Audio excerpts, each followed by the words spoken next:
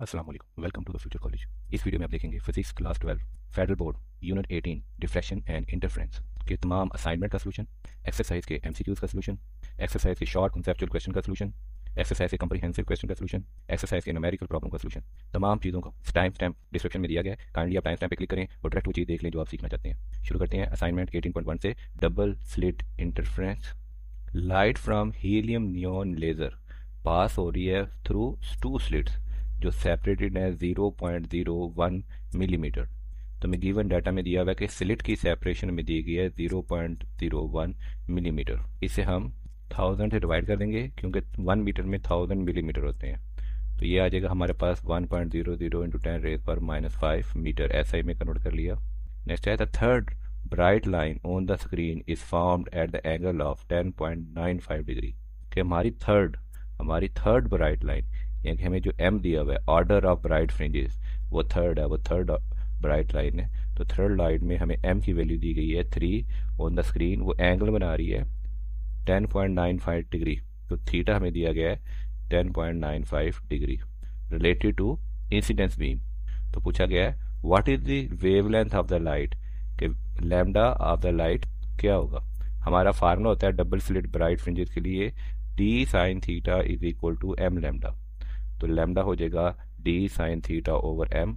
Theta की value में दी गई है 10.95 डिग्री और डी हमें दिया गया है 1 इंटू 10⁻⁵ मीटर। हम सिंपल इसमें वैल्यू पुट कर देंगे और एम की वैल्यू 3 है। इसको कैलकुलेट करेंगे।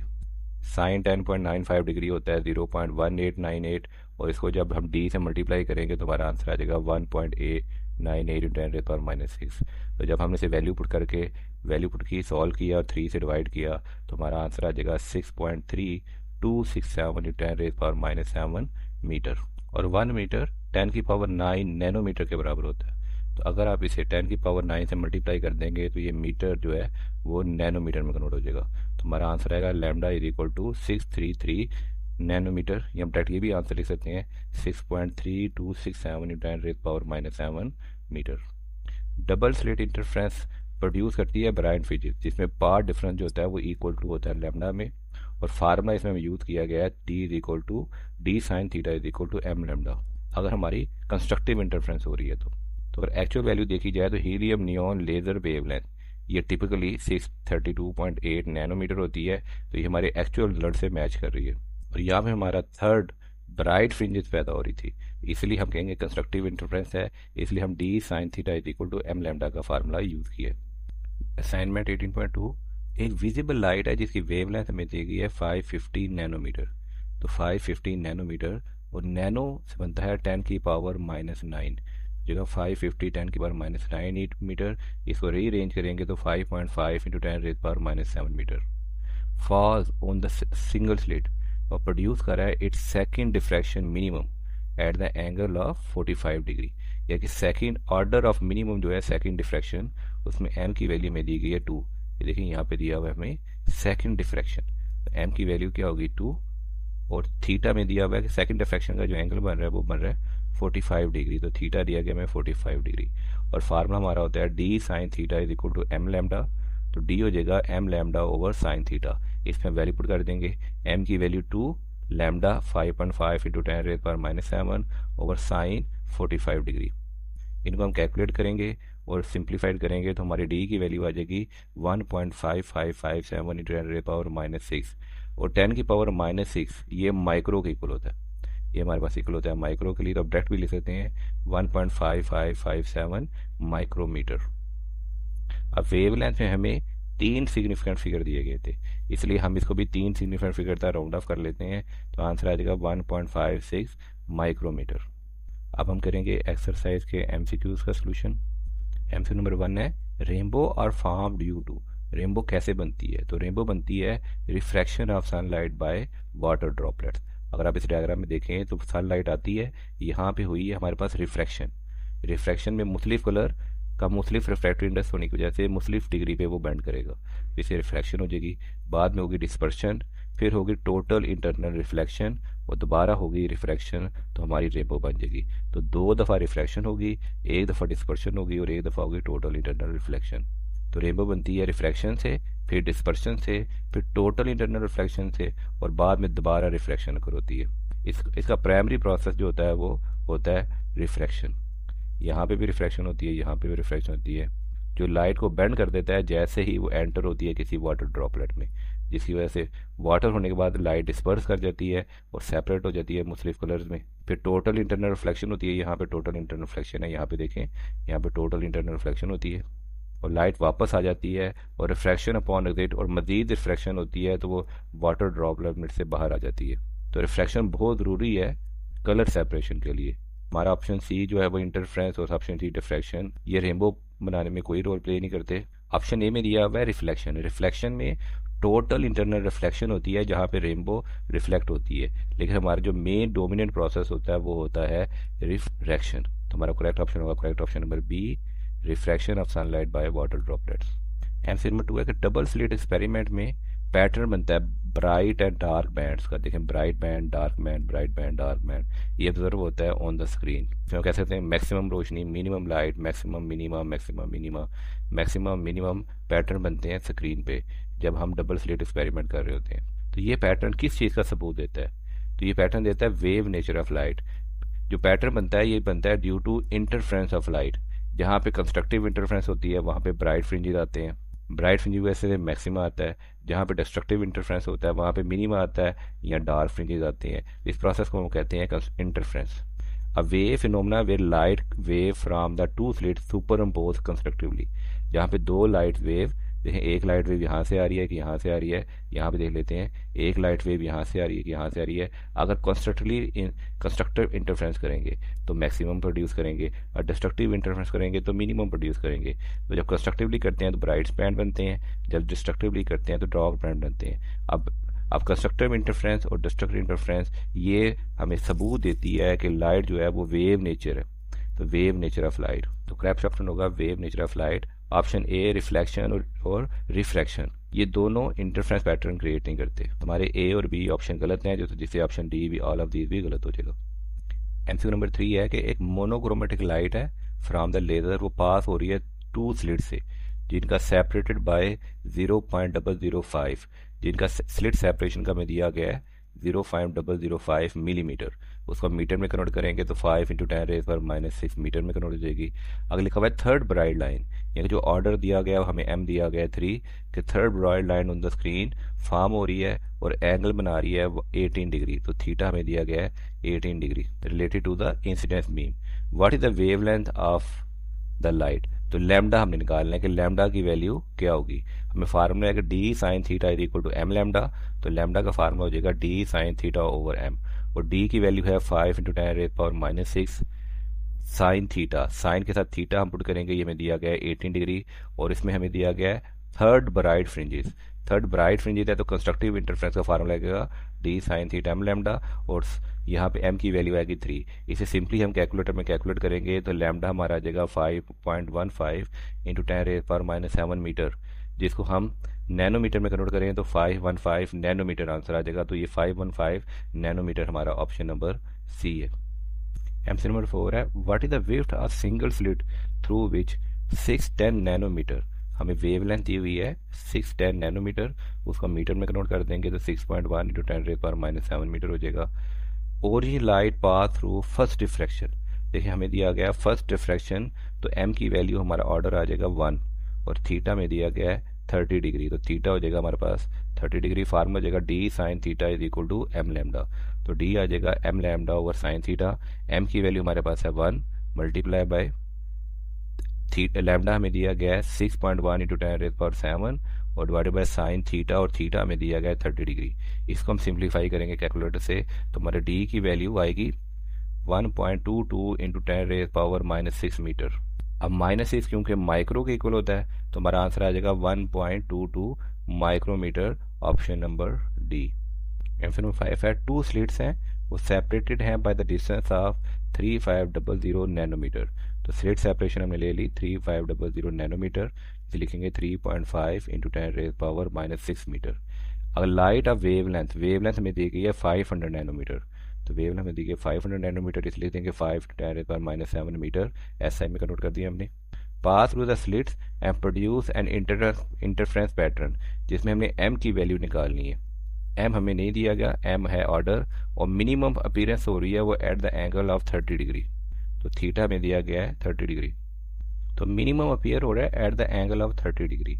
तो minimum formula of a double slit experiment for minimum का फार्मूला होता है D sine theta is equal to m plus half lambda. लेकिन एमसीक्यू नंबर 2 में तो हमने लगाया, एमसीक्यू नंबर 4 में हमने लगाया था सिंगल स्लिट एक्सपेरिमेंट के लिए।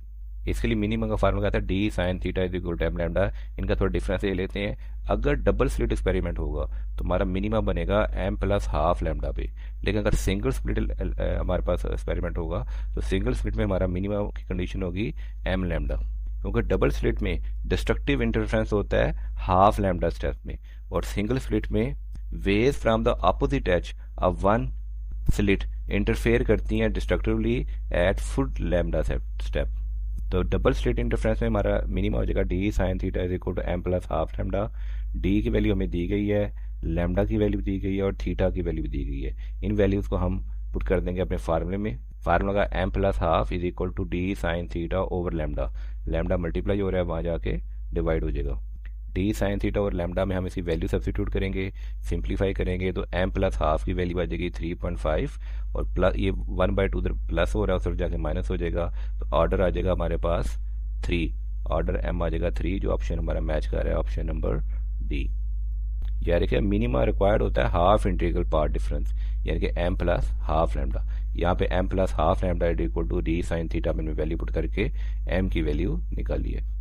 एमसीक्यू नंबर 6 है कि what is diffraction grating. Diffraction grating क्या होती है? Diffraction grating will split the light into its component spectrum. जो हमारी वाइट लाइट आ रही है डिफ्रैक्शन ग्रेटिंग से, वो इसके कंपोनेंट स्पेक्ट्रम में उसे स्प्लिट कर देगी। जैसे वाइट लाइट है वो मुख्तलिफ कलर में स्प्लिट हो जाएगी। तो diffraction grating consist of many equally spaced slits और lines that produce diffraction pattern through constructive interference at specific angle.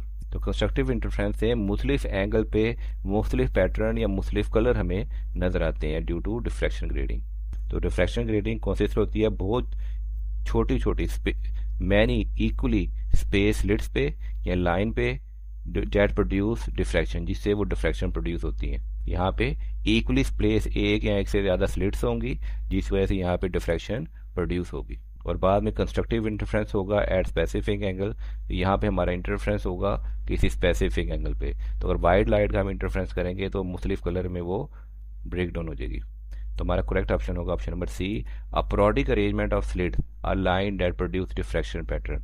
एक प्रोडिक यहाँ पे अरेंजमेंट होती है स्लिट्स की या पैटर्न की, यहाँ आप देख सकते हैं स्लिट्स की या पैटर्न की, यहाँ पे प्रोडिक अरेंजमेंट होती है। यहाँ पे आप देख सकते हैं कि प्रोडिक अरेंजमेंट होती है स्लिट्स की या पैटर्न की, जो मुख्तलिफ एंगल्स पे वाइट लाइट के मुख्तलिफ कलर प्रोड्यूस करते हैं। ये प्रोडिसिटी बहुत ही ज़रूरी होती है शार्प और वेल डिफाइंड मैक्सिमा के लिए। ये स्पेक्ट्रोस्कोपी में यूज़ होती है टू सेपरेट वेवलेंथ। तो करेक्ट ऑप्शन लिखेंगे, एक प्रोडिक अरेंजमेंट होगी स्लिट्स की या लाइंस की जो प्रोड्यूस करेंगे डिफ्रैक्शन पैटर्न, उसको हम कहेंगे diffraction grating.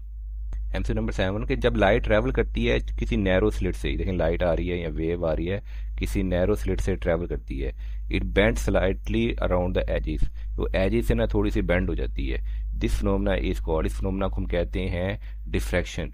Diffraction the bending of wave around the obstacle, wave के से ऑब्स्टिकल से जो हमारी वेव या लाइट बेंड हो जाती है उस प्रोसेस को हम कहते हैं डिफ्रैक्शन, ऑप्शन नंबर सी।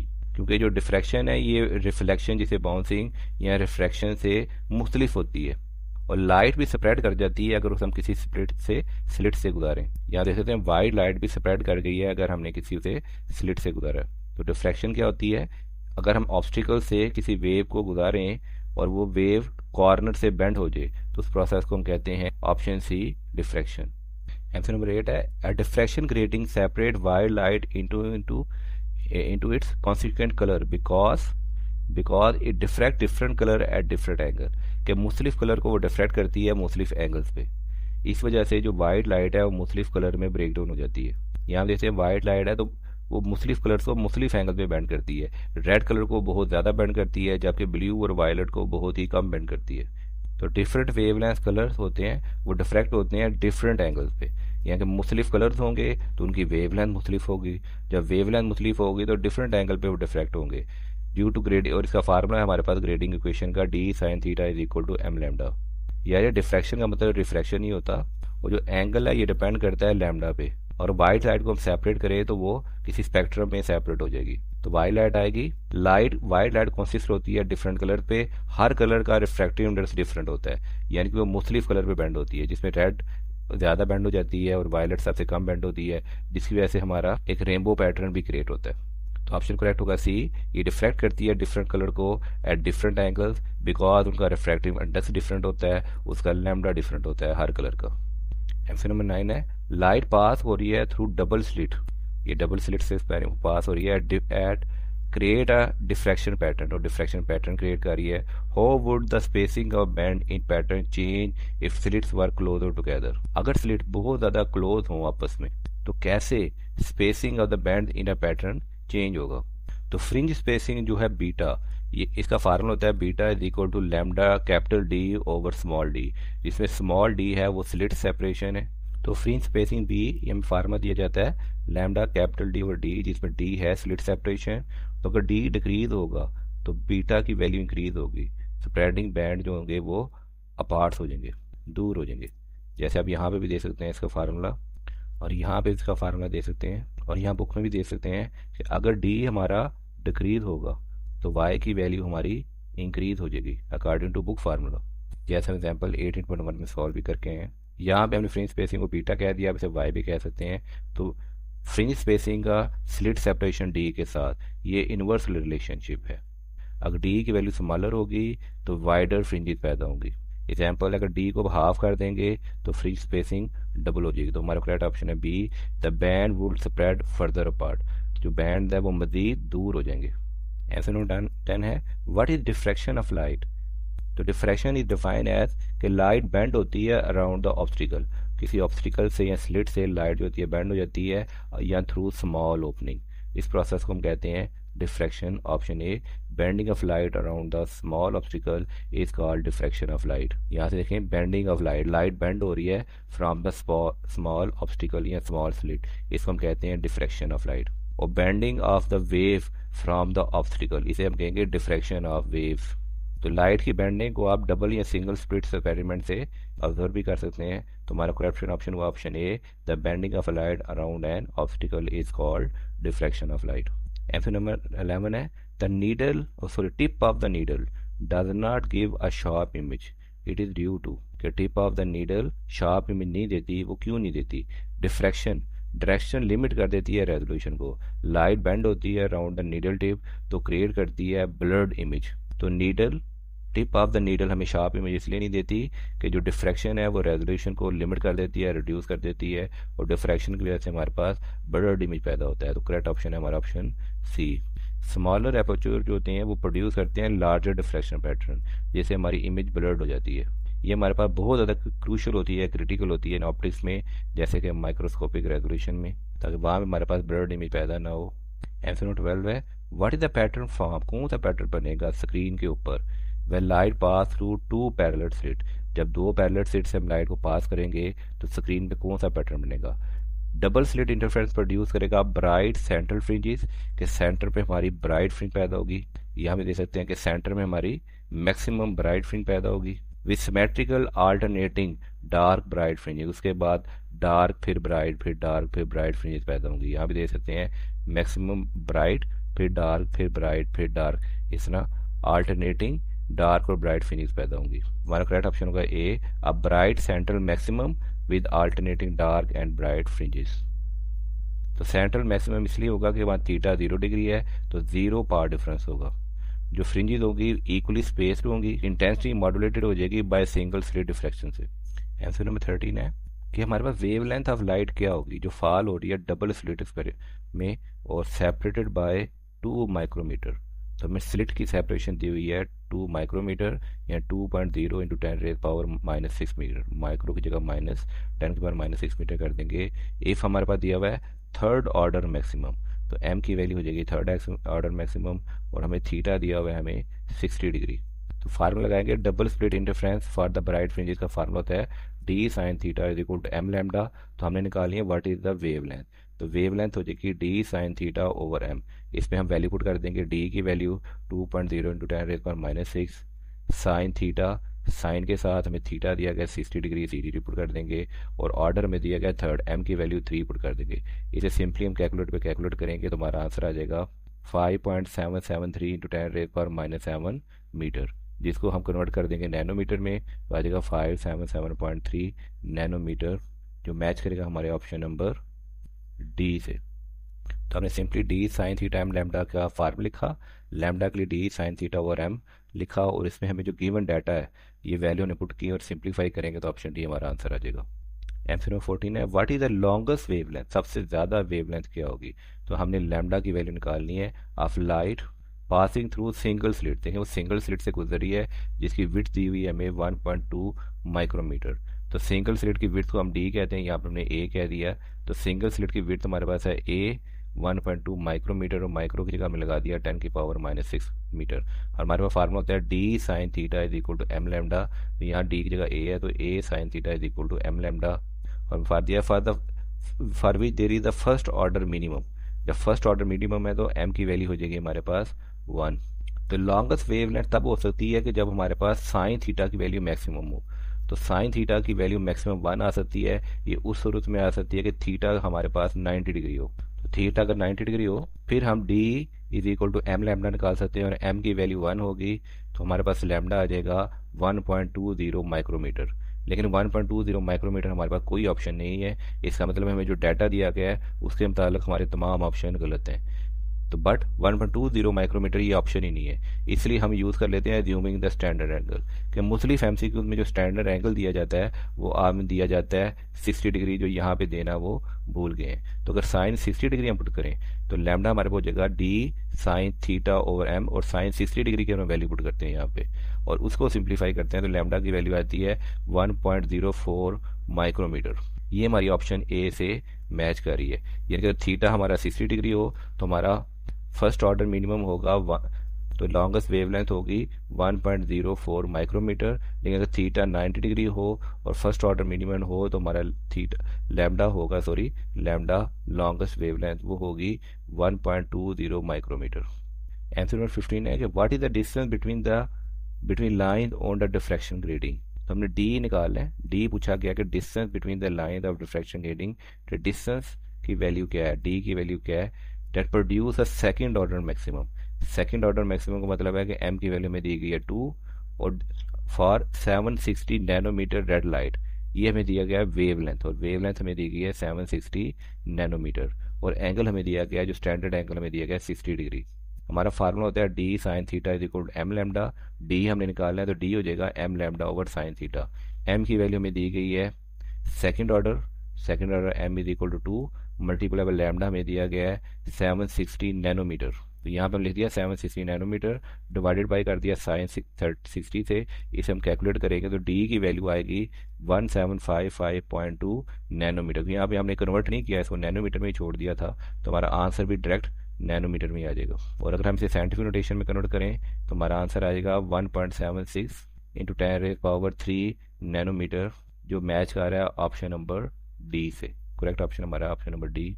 हमने सिंपली यहाँ से डाटा लिया, फार्मूला लिखा d is equal to M lambda over sine theta, उसमें वैल्यू पुट की तो हमारा आंसर आ गया 1.76 इंटू 10⁻³ नैनोमीटर। अब हम करेंगे शॉर्ट कॉन्सेप्चुअल क्वेश्चन का solution. Short conceptual question number 1 है, how is an interference pattern form, कैसा इंटरफ्रेंस पैटर्न बनेगा by diffraction grating different from the pattern form by the double slit. तो diffraction grating से कैसा इंटरफ्रेंस पैटर्न बनेगा और double slit से कैसे इंटरफ्रेंस पैटर्न बनेगा। तो डिफ्रैक्शन ग्रेडिंग का पैटर्न देखते हैं, ये प्रोड्यूस करेगी sharp narrow bright fringes with dark wide region between them. ये देखते हैं शार्प नैरो ब्राइट फ्रिंजेस है और दरमियान में अल्टरनेटिव इसके डार्क फ्रिंजेस आएंगी। यहाँ पे आप डिफ्रैक्शन ग्रेडिंग के पैटर्न देख सकते हैं कि शार्प नैरो ब्राइट फ्रिंजेस आ रही है एट द सेंटर और डार्क फ्रिंजेस है अल्टरनेटिव, डार्क फिर ब्राइट फिर डार्क फिर ब्राइट। यहाँ पे आप डिफ्रैक्शन ग्रेडिंग को देख सकते हैं कि सेंटर में आपकी bright sharp narrow bright fringes आ रही है। ये आपकी देखिए डिफ्रैक्शन ग्रेडिंग का पैटर्न आपसा होगा, लेकिन डबल स्लिट में आपको एक्सपेरिमेंट की पैटर्न थोड़ा सा ऐसा होगा। डबल स्लिट और डिफ्रैक्शन ग्रेडिंग में आप देख सकते हैं कि डिफरेंट पैटर्न आ रहे हैं। डिफ्रैक्शन ग्रेडिंग में इंटेंसिटी होगी of the principal maxima, scale होगी विद एन स्क्वेयर, तो एन है नंबर ऑफ स्लिट्स, जितनी एन की वैल्यू ज़्यादा होगी उतने ही ब्राइटर हमारे मैक्सिमा हो जाएंगे, हमारी हायर स्पेक्ट्रल रेवोल्यूशन होगी। हम फ़र्क बयान कर सकते हैं क्लोजली स्पेस वेवलेंथ में, हम यहाँ पे क्लोजली स्पेस वेवलेंथ में फ़र्क बयान कर सकते हैं यहाँ पे डिफ्रैक्शन ग्रेडिंग में। और ग्रेडिंग की इक्वेशन होगी डी साइन थीटा, बिल्कुल सेम है डबल स्लिट की तरह, उसका भी है d is equal, double slit का भी formula d sine theta is equal to M lambda, जिसमें डी है spacing between the adjusted pattern. लेकिन डबल स्लिट एक्सपेरिमेंट में प्रोड्यूस होगी ब्रॉडर ब्राइटर फ्रिंज, इसमें ब्रॉडर और मोटी फ्रिंज पैदा होगी with gradual intensity decrease away from the centre, कि डेंसिटी सेंटर से दूर जाते जाएंगे तो आस्ता आस्ता डिक्रीज होती जाएगी। ये देखें यहाँ पे डेंसिटी ज़्यादा है, जैसे जैसे दूर जाते जाएंगे डेंसिटी हमारी इंटेंसिटी हमारी कम होती जाएगी। यहाँ जैसे यहाँ ब्राइटर है, जैसे दूर जाते जा रहे हैं इंटेंसिटी हमारी कम होती जा रही है। यहाँ जैसे सेंटर में हमारी इंटेंसिटी ज़्यादा है और जैसे जैसे दूर जाते जा रहे हैं हमारी इंटेंसिटी या ब्राइटनेस हमारी कम होती जा रही है यंग डबल स्लिट एक्सपेरिमेंट में। बुक में भी मैं डिफ्रैक्शन ग्रेडिंग में देखें, डिफ्रैक्शन ग्रेडिंग देखिए कि इंटेंसिटी M0, M1, M-1 सब पे सेम रह रही है, लेकिन डबल स्प्लिट में हमारी इंटेंसिटी किनारों से आगे जाते हुए डिक्रीज होती जा रही है। ये हमारा डिफ्रैक्शन ग्रेडिंग है और ये हमारा डबल स्प्लिट एक्सपेरिमेंट। तो डबल स्प्लिट पैटर्न में रेजोल्यूशन हमारी लोअर होती है due to fewer interference sources. Interference sources हमारे बहुत कम है, तो सिर्फ 2 ही सोर्सेज हैं, इसलिए हमारी रेजोल्यूशन कम होती है। इसके अलावा इंटेंसिटी मॉड्यूलेटेड होती है बाय सिंगल स्लिट डिफ्रैक्शन, जिसका ये फार्मूला हमारे कोर्स में नहीं है, और लिखना चाहें तो आप ये भी लिख सकते हैं। तो दोनों के की डिफरेंस दे देते हैं। Fringe sharpness, grating maxima are narrow due to constructive interference from many slit in grating. और रेजोल्यूशन ग्रेडिंग रिजॉल्व होती है delta lambda is equal to lambda over m n, तो रिजॉल्विंग पावर जो होती है इसकी एम एन के equal होती है। Intensity distribution, grading has intense isolated peaks, वो शदीद आइसोलेटेड शार्प पीक होती हैं, तो डबल स्लिट जो होती हैं उसकी ब्रॉड फ्रिंजेस होती हैं, उसकी शार्प या आइसोलेटेड पीक्स नहीं होती हैं, ब्रॉड फ्रिंजेस बनाते हैं। शॉर्ट टू है कि बीम ऑफ लाइट हमेशा ऑलवेज स्प्रेड आउट, कि बीम ऑफ लाइट हमेशा फैल जाती है। Why can beam not be produce with parallel rays to prevent spreading, कि क्यों बीम प्रोड्यूस नहीं की जाती पैरेलल रेज से ताकि हम स्प्रेडिंग को प्रिवेंट कर सकें। तो डिफ्रैक्शन प्रिंसिपल देखते हैं, लाइट स्प्रेड होती है ड्यू टू वेव नेचर, जिसे ह्यूजन फासन प्रिंसिपल भी कहते हैं, कि लाइट एक वेव नेचर है जिस वजह से लाइट हमारी स्प्रेड हो जाती है। तो मिनिमम एंगल ऑफ सप्रेशन जो होता है ऑफ द बीम विड्थ, जिसे बीम विड्थ हम ए या डी कह सकते हैं, वो थीटा होगा, डायरेक्टली सिमिलर टू होगा लैम्डा ओवर ए के। ए हमारे पास है बीम की विड्थ। अगर परफेक्टली पैरेलल रेज आएंगी तो उसको इनफाइनेट लामहदूद स्लिट चाहिए, इन्फिनिटी स्लिट चाहिए, विच इज जो कि हमारे पास नामुमकिन है। फॉर फाइनेट डिफ्रैक्शन कॉज डिवर्जेंस, अगर फाइनेट स्लिट्स होगी तो डिफ्रैक्शन की वजह से डिवर्जेंस होगी। एग्जाम्पल ले सकते हैं लेज़र बीम, जिसमें हमारे पास डी या ए की वैल्यू 1 मिलीमीटर होती है और लैम्डा हमारे पास 500 नैनोमीटर है, तो उसमें जो थीटा होगा वो आएगा 5 × 10⁻⁻⁴ रेडियन या 0.029 degree, according to this formula ये वैल्यू पुट करते हैं। फंडामेंटल लिमिट्स देखते हैं। Diffraction impose unavoidable beam spreading, diffraction impose करती है एक ऐसी चीज़ जो अवॉइड नहीं की जा सकती और बीम स्प्रेड होगी। और फिजिकल कंस्ट्रेंट में ऑल रियल बीम डिवर्ज होती हैं, जितनी भी रियल बीम है वो तमाम की तमाम डिवर्ज होती हैं और वो प्रोपोर्शनली होती हैं लैम्डा बाई ए के। शॉर्ट क्वेश्चन नंबर 3 है, इन द सनलाइट, जब रोशनी आ रही है, the shadow of building has फीदी एजेस, जो बिल्डिंग का शेडो है इसके फीदी एज होती है। Even the building if the building does not, is this is refraction effect, क्या ये रिफ्रैक्शन इफेक्ट होते हैं, इसे एक्सप्लेन करें। यहाँ पे आप देख सकते हैं सनलाइट आ रही है, यहाँ से हमारे को ये लाइट आ रही है, तो इससे यहाँ पे लाइट डिफ्रैक्ट हो रही है। डिफ्रैक्ट होने से पहले इसका एंगल जब स्ट्रेट आ रही थी तो 40 डिग्री था, डिफ्रैक्ट होने के बाद अब ये शेडो का एंगल रह गया 35 डिग्री, तो 5 डिग्री हमारी लाइट डिफ्रैक्ट कर गई है। इस प्रोसेस को हम रिफ्रैक्शन नहीं कहते, इस प्रोसेस को हम कहते हैं डिफ्रैक्शन। तो रिफ्रैक्शन के लिए हम आंसर लिखेंगे no, it is primary due to diffraction. जो शेडो बनता है बिल्डिंग का और फीदी एजेस बनते हैं ये डिफ्रैक्शन की वजह से बनते हैं। और स्टैंडर्ड सोर्स, और स्टैंडर्ड सोर्स से थोड़ी लाइट हमारी दूर होती है, इस वजह से बनते हैं। तो डिफ्रैक्शन इफेक्ट क्या होते हैं, लाइट बेंड होती है अराउंड द एजेस, ये हमारे किनारे हैं तो किनारों से लाइट जो होती है वो थोड़ी सी बेंड हो जाती है, इस प्रोसेस को कहते हैं डिफ्रैक्शन ऑफ लाइट। तो लाइट बेंड होती है अराउंड द ऑब्स्टिकल या एजेस। वेवलेंथ स्केल ऑब्स्टिकल और तो ब्लरिंग शेडो बाउंड्री बनती है, शेडो बाउंड्री ब्लर होता है, वो शार्प नहीं होता। तो इसकी एंगुलर विड्थ हम कह सकते हैं कि theta is equal to lambda by d या लैम्डा बाई ए हम कह सकते हैं एब्स्टिकल का साइज, और डी कह देंगे तो एब्स्टिकल के दरमियान का डिस्टेंस। स्टैंडर्ड स्टोर इफेक्ट देखते हैं। The sun infinite angular diameter है जो तकरीबन आ रहा है हमारे पास 5 डिग्री, क्रिएट अ पेनुम्ब्रा कहते हैं जिसे कहते हैं पार्शियल शेडो, ब्लर्ड शेडो या पार्शियल शेडो। डोमिनेट मैकेनिज्म देखते हैं। Diffraction wave boundary not refraction, diffraction हुआ है वेव बाउंड्री से, ये रिफ्रैक्शन नहीं हुआ, तो मीडियम डिपेंडेंट होती है बाउंडिंग। लास्ट वन है practical consequences. Perfectly sharp shadow और इम्पॉसिबल, अगर हमारे डिफ्रैक्शन हो रहा है तो परफेक्टली शार्प शेडो ये बनना नामुमकिन है। यहाँ पे हमारा ब्लड शेडो बनेगा और जैसे जैसे दूर जाएंगे वो शेडो की इंटेंसिटी इंक्रीज होती जाएगी, रोशनी की इंटेंसिटी कम होती जाएगी। परफेक्टली शार्प शेडो नहीं बन सकता डिफ्रैक्शन में। शॉर्ट क्वेश्चन 4 है कि एक लेजर पॉइंटर है, वो अमिट कर रहा है coherent beam of parallel light rays, coherent beam एक जैसी बीम एमिट कर रहा है और पैरेलल लाइट रेज है। Does the light from such source, कैसे लेजर पॉइंटर जो coherent beam parallel light rays emit कर रहा है, इस तरह के सोर्स से जो लाइट हो रही है वो स्प्रेड होगी, अगर होगी तो एक्सप्लेन करें। तो हम कहते हैं स्प्रेड तो लाजमी होगी, यस, लेकिन बहुत स्लाइटली, बहुत कम स्प्रेड होगी। क्यों बहुत कम स्प्रेड होगी? लाइट वेव हमेशा डिफ्रेक्ट करती है, वो हमेशा बेंड करती है अराउंड द एजिस। जैसे यहाँ भी हम देख रहे हैं कि लाइट हमेशा एजिस से थोड़ी सी बेंड करती है। यहाँ भी देखे हैं डबल स्लिट सेंटर में कि लाइट जब स्लिट से गुजरती है तो बेंड करती है, और डिफ्रैक्शन ग्रेडिंग में भी देख रहे थे कि लाइट जब स्लिट से गुजरती है तो वो बेंड करती है। तो यस, ये लाइट भी स्लाइटली बेंड करेगी। जैसे फार्मूला का स्प्रेडिंग एंगल जो होता है डायरेक्टली इक्वल टू होता है वेवलेंथ ओवर बीम विड्थ, जिसको हम लैम्डा ओवर ए या लैम्डा ओवर डी कहते हैं।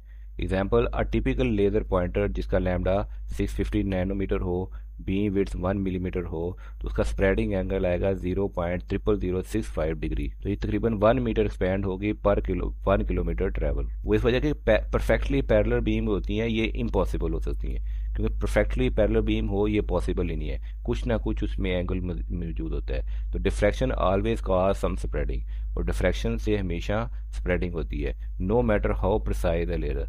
ये मैटर नहीं करता कि लाइट जितना मर्जी प्रिसाइज हो, कुछ ना कुछ डिफ्रैक्शन की वजह से लाइट स्प्रेड होगी। परफेक्टली पैरेलल बीम जो होती हैं वो हमारे लिए इम्पॉसिबल है। Over a short distance like a pointer at a wall, spreading is too tiny to see. अगर आपकी दीवार बहुत करीब है तो आपकी जो स्प्रेडिंग है वो बहुत कम होगी, वो ऑब्जर्वेशन में या देखने में नहीं आएगी, लेकिन अगर दूर चले जाएं, किलोमीटर तक चले जाएं, तो डिफ्रैक्शन आपको नजर आ जाएगी। इसका फार्मूला था वेवलेंथ ओवर बीम विड्थ, जिसे आप लिख सकते हैं theta is equal lambda over a हमारे पास है बीम डायमीटर, और लेजर के लिए लैम्डा ले लें 650 नैनोमीटर, डी ले लें 1 mm। तो ये अगर लें तो थीटा हमारे पास आ जाएगा 0.037 डिग्री, यानी इतनी डिग्री वो फिर भी बेंड कर देगा। अगर हमारा जो लाइट है वो कोहेरेंट है तो कोहेरेंट मेंटेन रखेगा फेस रिलेशनशिप, लेकिन ये डिफ्रैक्शन को एलिमिनेट खत्म नहीं कर सकता।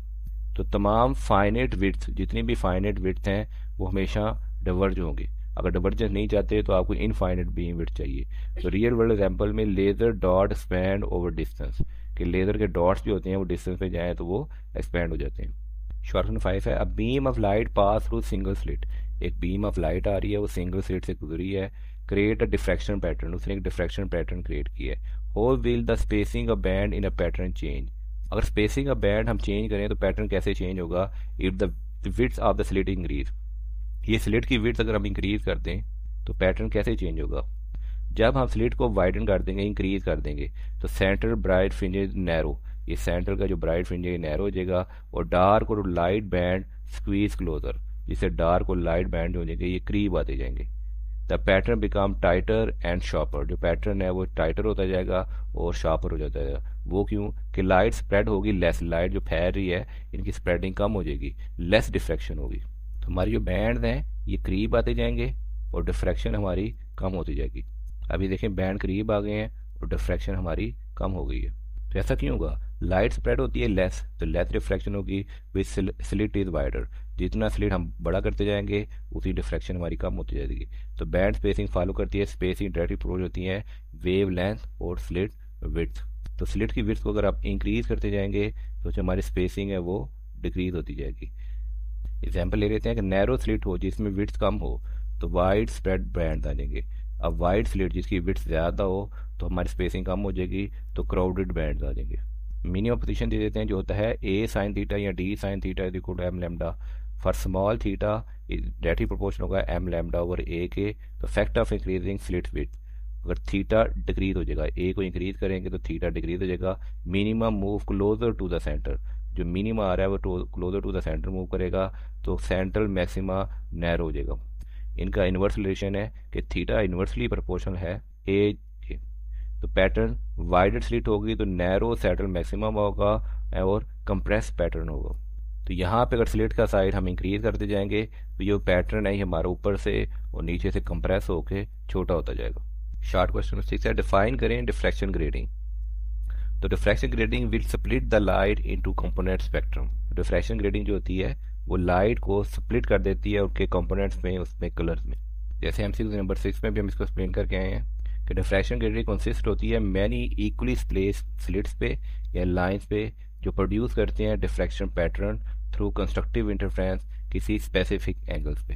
हमारी बुक में भी दिया गया डिफ्रैक्शन ग्रेडिंग कि diffraction grading is an optical device होती है जो कंसिस्ट करती है ट्रांसपेरेंट मटेरियल, जो ग्लास भी हो सकता है और प्लास्टिक भी हो सकता है, having large number of equally space parallel से, जिसे बहुत ज़्यादा number of equally space parallel slits होती हैं या ग्रुप होते हैं, ईस्ट होते हैं, रूल ओवर होते हैं।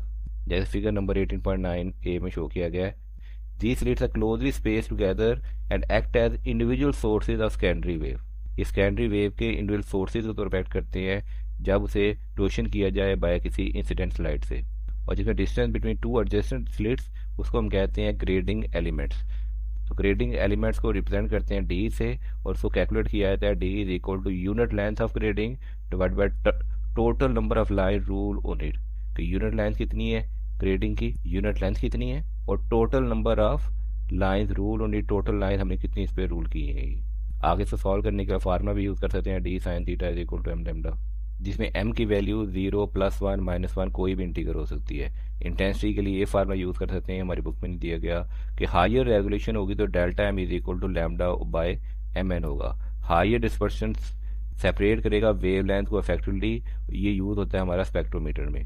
तो शार्प मैक्सिमम बनेगा due to large number of ends.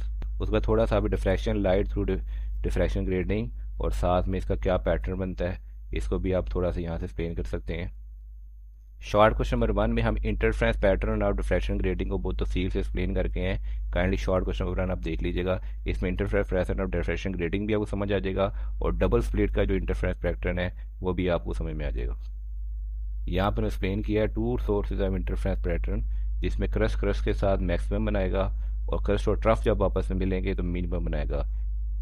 और यहाँ पे भी ऐसी ही है, क्रस्ट के साथ जब मिलेगा क्रस्ट के साथ तो मैक्सिमम बनाएगा और क्रस्ट जब ट्रफ के साथ मिलेगा तो मिनिमम बनाएगा। ये डबल स्प्लिट एक्सपेरिमेंट का पैटर्न है, split number 1 split number 2। Diffraction grating का पैटर्न कुछ इस तरह से बनेगा। ये हम शॉर्ट क्वेश्चन नंबर 1 में इसका पैटर्न ये देखिए यहाँ पे एक्सप्लेन करके हैं, काइंडली ये देख लें। और डबल स्प्लिट और डिफ्रैक्शन ग्रेडिंग के पैटर्न का डिफरेंस भी एक्सप्लेन किया हमने। क्वेश्चन 7 है, सपोज करें monochromatic light, monochromatic light fall हो रही है डिफ्रैक्शन ग्रेडिंग पे तो क्या होगा इंटरफ्रेंस पैटर्न पे। If the same light fall करे on grating that has more line per centimetre. Same light fall करे ऐसी ग्रेडिंग पे जिसकी ज़्यादा लाइन है पर सेंटीमीटर। अगर ज़्यादा लाइन होगी पर सेंटीमीटर तो ग्रेडिंग स्पेसिंग डी जो होगी वो हमारी डिक्रीज हो जाएगी। डी डिक्रीज होने से हमारा थीटा इंक्रीज हो जाएगा। जैसे हम शॉर्ट क्वेश्चन 4 में देख के आए थे, थीटा इक्वल होता है लैम्डा बाई ए और स्पेसिंग हमारी इक्वल होती है डायरेक्टली प्रोपोर्शनल होती है wave length bye slit width. तो कॉन्सिक्वेंस होंगे मैक्सिमा स्प्रेड हो जाएगा फर्दर अपार्ट, मैक्सिमा ज़्यादा दूर चला जाएगा।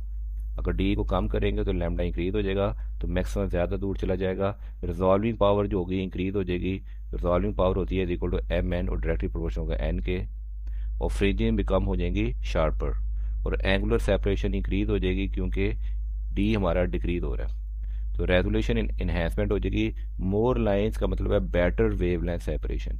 शॉर्ट क्वेश्चन नंबर 5 में भी ये कॉन्सेप्ट हम एक्सप्लेन करके हैं, काइंडली शॉर्ट क्वेश्चन नंबर 5 भी देख लीजिएगा।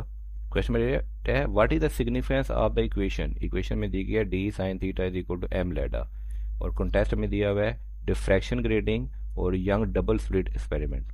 ये देखते हैं diffraction grating, constructive interference condition for the partial maximum, define करेगा angular position theta for the spectral line, और बेसिस होंगी, बेसिस फॉर स्पेक्ट्रोस्कोपी में यूज करते हैं और थीटा डिपेंड करता है लैम्डा पे। पार्ट बी को देते हैं, यंग डबल स्लिट एक्सपेरिमेंट में जो पार्ट डिफरेंस होता है M lambda for the bright fringes. तो fringe spacing delta Y is equal होगी लैम्डा डी ओवर डी, या स्क्रीन डिस्टेंस जो है हमारे पास वो है capital D. Key point universal principle होगा path difference integral multiple of lambda होगा, पार्ट डिफरेंस जो है वो इंटीग्रल मल्टीपल ऑफ लैम्डा होगा। तो स्केल डिफरेंस में grating use large number of N, और डबल स्लिट में सिर्फ और सिर्फ 2 स्लिट्स होती हैं, एक और एक, लेकिन ग्रेडिंग में हम बहुत ज़्यादा स्लिट्स यूज़ कर सकते हैं। यहाँ पे देख सकते हैं कि डबल स्लिट में हमने सिर्फ और सिर्फ 2 स्लिट यूज़ करते हैं, और डिफ्रैक्शन ग्रेडिंग में हम बहुत large number of slits use करते हैं। और डिफ्रैक्शन ग्रेडिंग में by measuring the angle of diffraction, angle of diffraction measure करके, ये थीटा कहते हैं, for specific order of bright fringes and knowing the spacing between the slit, और slits के दरमियान जो स्पेसिंग है उनको देखते हुए हम क्या डिटरमाइन कर सकते हैं, वेवलेंथ ऑफ द लाइट, इसमें से जो लाइट पास हो रही है उसकी वेवलेंथ निकाल सकते हैं। और सिंपल आंसर देखा जाए तो ये प्रेडिक्ट करेगा कि वेयर कलर अपीयर, कलर कहाँ अपीयर होते हैं, when light pass through many slit, जब लाइट मैनी स्लिट से पास होगी तो कलर कहाँ अपीयर हो गए। एग्जाम्पल सेपरेट करेगा वाइट लाइट को इनटू रेनबो में डिफरेंट कलर्स में। यहाँ भी आप देख सकते हैं कि डिफ्रैक्शन ग्रेड में बताता है कि कैसे लाइट स्प्लिट हो जाती है रेनबो या डिफरेंट कलर्स में। तो यहाँ डबल स्लिट में प्रेडिक्ट करेगा ब्राइट स्पॉट कि when light pass through 2 slits. Example है प्रूव करेगा लाइट बिहेव करता है लाइक अ वेव्स। शॉर्ट क्वेश्चन नंबर 9 है, what is the effect of following aspect और डिफ्रैक्शन ग्रेडिंग और रिजल्टिंग इंटरफेरेंस पैटर्न के number of slits. Number of slits को देखते हैं। प्रिंसिपल मैक्सिमा होगा शार्पर विड्थ, हायर इंटेंसिटी, और रेजोल्यूशन पावर जो होगी वो होगी एम एन, और एन जितना ज़्यादा होगा उतनी रेजोल्यूशन पावर ज़्यादा होगी।